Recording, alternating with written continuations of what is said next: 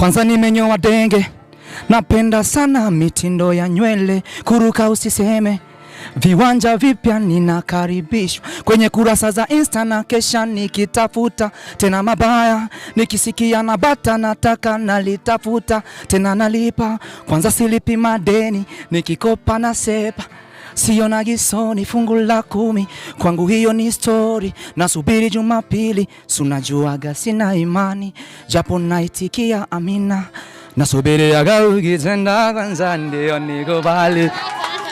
Kama Yesu najua, na idadi ya vitabu najua, na yalipo makanisa najua, ila kuhudhuria nashindwa.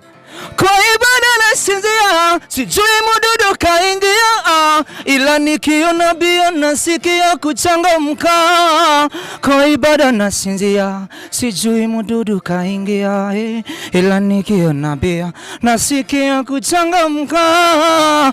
Niko na ubaya mie, niko na ubaya, niko na ubaya, Bwana nibadilishe.